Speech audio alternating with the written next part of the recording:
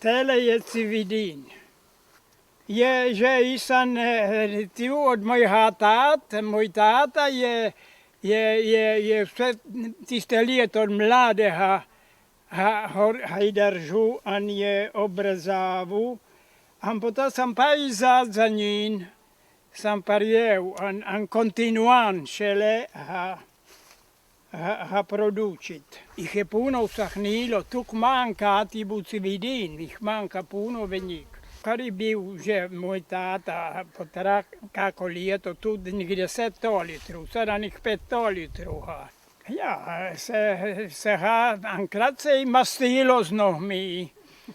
Sada je žgranatrice, se žgrana, se pusti danom puta pod tropinami, deve urije je vzdihne hor one tropine, anta potra se vzame drug dan. Išoli pred februarjan, nismo maj začeli dajati. Po februarji naprej. Ben moj nono je bil začel, ja. Ampak pa moj tata, ki sada bi bilo 125 let, že odkar je on. Puno ih je starih, že od tega, a puno sa njih pa je spocijepil, že moj tata. So imeli puno tečarne, an so imeli marskažan, ante bijele malo reči. Cele 3 kvalitak sanjavje so bile. Cividin, Cilja, Andrijenak. Kar sam i začel, nije bilo več, niso imeli več venik. Ko samo jest tiste bijele. Ali pa če so imeli kako veniko, tako. Tako mi se pari, moj sin bi imel en pasjon,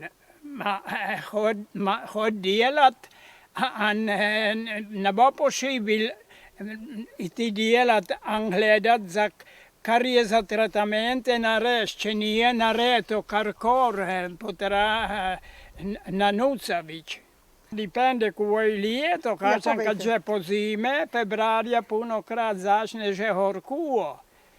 Kar so tiste zornade, viš, doko ti sonce, se naredi pono malo do nas na marc jutre, če i nareto prijet, potrebuj naprej, more prit pa slaba ura, mora se narivat finit, prijet ko začne on dajat. Ja, runam bi bilo sciolfato di rame, calce e lo zolfo, an sciolfat. Za dajato ni, san meutis a nebulizzatore, vies? Però sada non mi sento più perché pesa un 10 kg solo il coso, no? L'attrezzo? Sì. Allora 10, specialmente se fosse così sul dritto ancora, ma ho in giro anche delle scarpate, ma sono scarpate, allora è difficile, ci sbagliano, se muore svarnita. Ja. Hij nadajen terkaj krat, njih 8 krat, 7 krat, 8 krat na leto.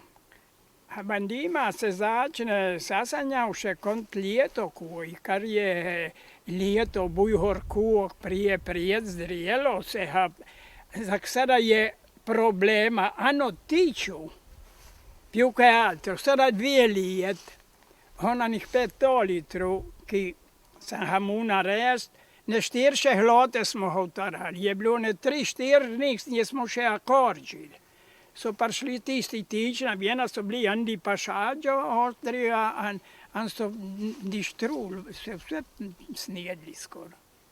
Letos sada zakimano malo tečarna had par britov, če sta bili, je ante bijela, ma je več tečarne, allora kan bom tiste tečarne zakdene letos vse kumpet. Ja, zapite doma, na konveni, runat po sebe. Ma ne vem, kaj šam prav, da tistih so hodili, če me z Romanijo, Tisti so niel che mi pare probabile so parnes lì.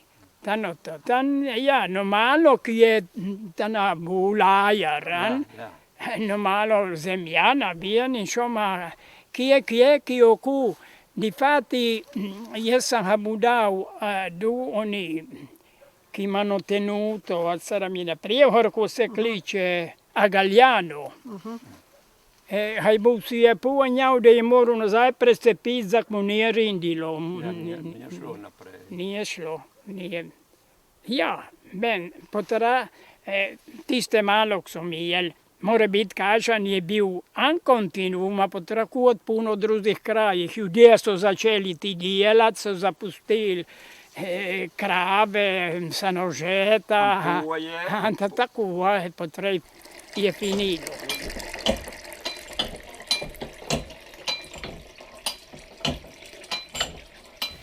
L'aziendina è piccolina, è nata l'anno scorso e principalmente tratta le castagne e poi però abbiamo anche ciliegie e dal prossimo anno inizieremo a produrre qualche vino, si spera, vediamo, l'annata è andata abbastanza bene, quindi vediamo se riusciamo a produrre qualcosa il prossimo anno, anche se comunque la mia azienda è in conversione biologica, quindi anche per il futuro, tra 3 anni dovrei essere totalmente biologica e quindi dare anche un prodotto, insomma, il più naturale possibile. Ecco.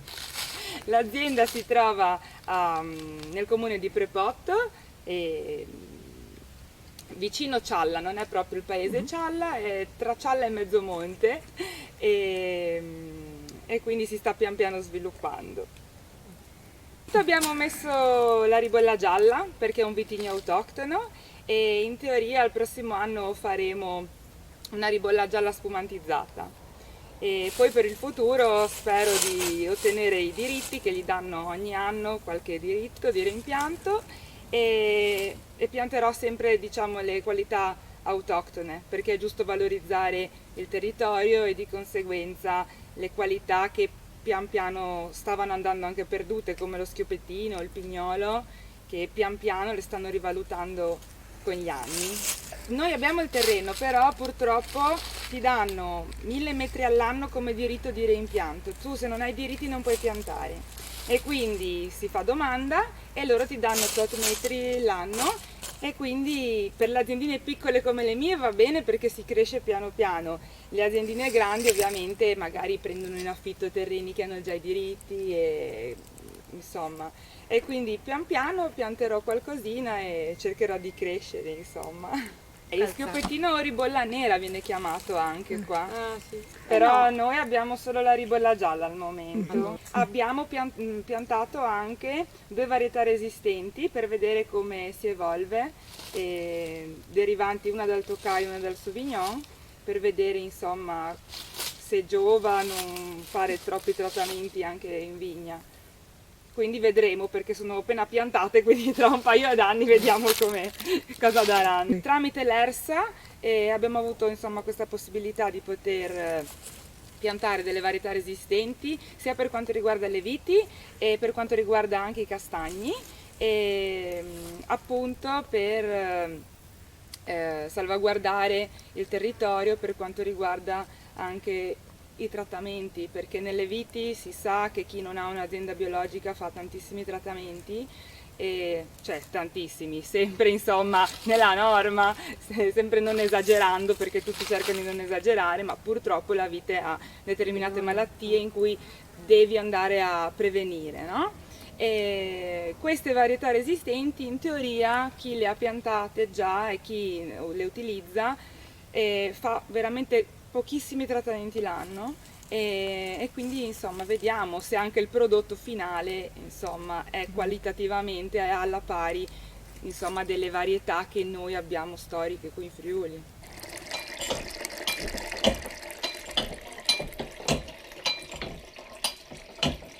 Sono Michele Pavan, titolare dell'azienda La Buse d'Allof e ci troviamo a Prepotto. La Buse d'Allof deriva dalla lingua friulana e significa la tana del lupo. La zona di produzione nostra è la zona dei Colli Orientali, Friuli Colli Orientali. La denominazione che che diciamo copre tutta la collina della provincia di Udine, e in modo particolare ci troviamo a Prepoto. Prepoto è un contesto, se volete, molto particolare, perché il Friuli è più conosciuto come una terra di vini bianchi, ma Prepoto ha delle caratteristiche pedoclimatiche, quindi di clima e di terreno, oltre all'esperienza che hanno maturato i vignaioli nel corso degli anni, una grande vocazione anche per i vini rossi. In modo particolare la nostra punta di diamante è lo Schioppettino che da 2008 ha un disciplinare dedicato, un disciplinare molto restrittivo, molto puntuale, molto preciso, un po' pignolo come disciplinare, ma sicuramente sono delle regole base per fare un grande vino rosso che oggi, a distanza di anni, dicevo prima, il disciplinare le risale al 2008, quindi nell'arco di questi 10-12 anni siamo riusciti veramente a conquistare il palato di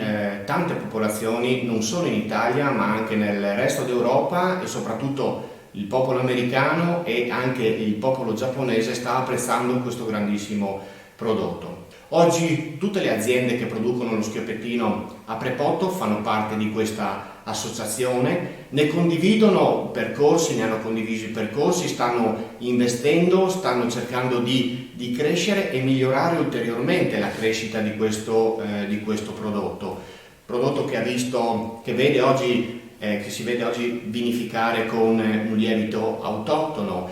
Negli ultimi 2 anni abbiamo portato avanti una ricerca con l'Enologica Friulana di Udine, lo studio del rotundone. Il rotundone è una molecola che è presente nell'uva, soprattutto nell'uva dello Schioppettino, e che è il precursore aromatico della nota speziata che è caratteristica tipica dello Schioppettino, in modo particolare dello Schioppettino prodotto a Prepoto. Lo Schioppettino ha subito diverse vicissitudini nell'arco degli anni.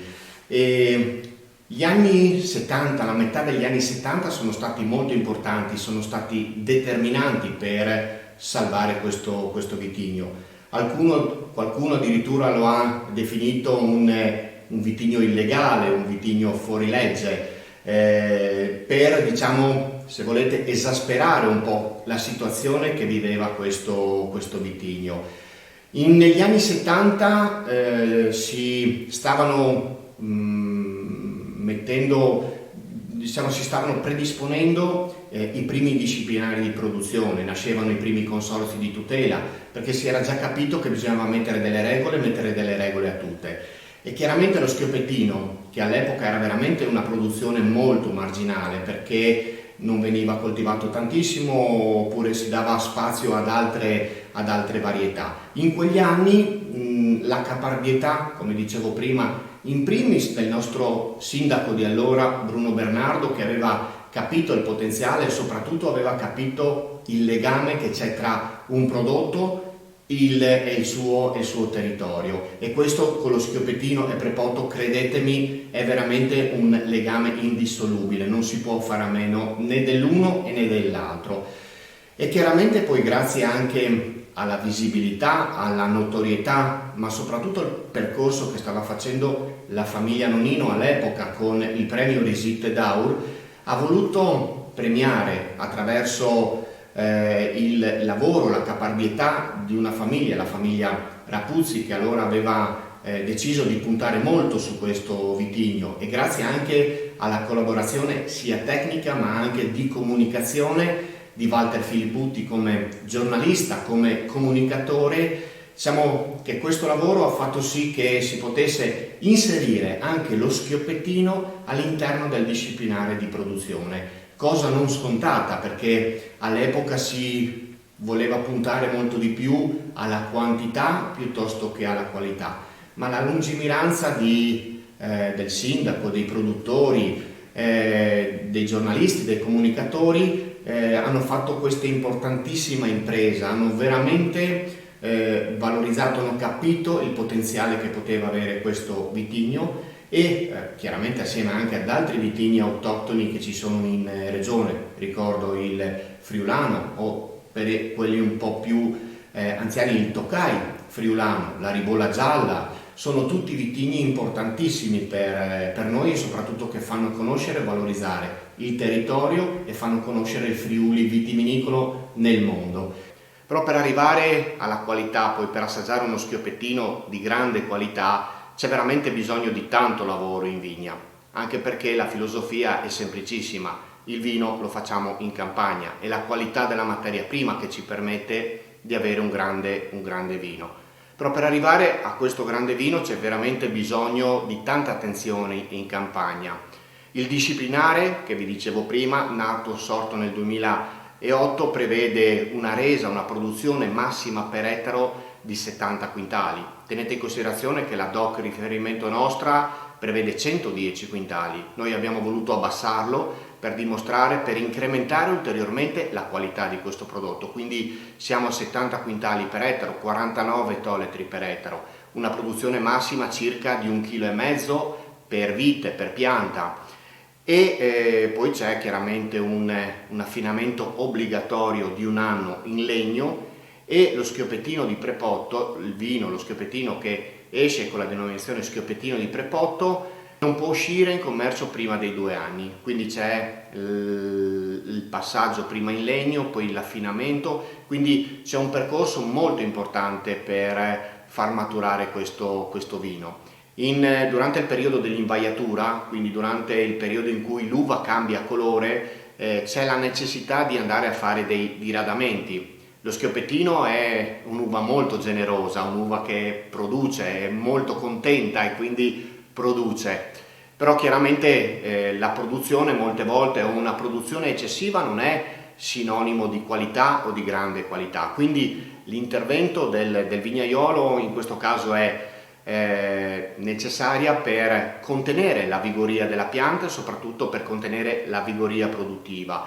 e quindi c'è questo diradamento dei grappoli e chiaramente una produzione molto limitata per ettaro. Sono delle condizioni indispensabili per fare veramente un grande vino di qualità, sia dal punto di vista economico e anche un impegno dal punto di vista lavorativo, perché non si riesce a meccanizzare. Se lo schioppettino, ma anche le altre varietà che produciamo in questo territorio, che sono il friulano, che sono la ribolla gialla, che sono il refosco, che sono poi anche varietà internazionali come Sauvignon, Pinot Grigio, Chardonnay, oppure un altro autoctono molto importante che si sta rivalorizzando, la Malvasia.